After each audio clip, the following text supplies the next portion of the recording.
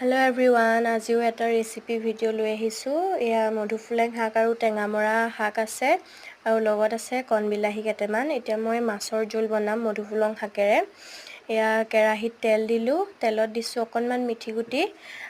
মই পিয়াজ নাই দিয়া কাৰণ মাছৰ জোল বুলিবলে ক'লে মানে খাই বেছি পাঁচফোৰণ বা মিঠি গুটি দি তেল মাৰিলে বেছি ভাল লাগে। আৰু এতিয়া ইয়াত মই প্ৰয়োজন অনুসৰি নিমখ আৰু হালধি দি দিলো আৰু এতিয়া ভালদৰে অকনমান সময় শাকখিনি ভাজি পানী দি দিম। গৰম পানী দি দিছো মই।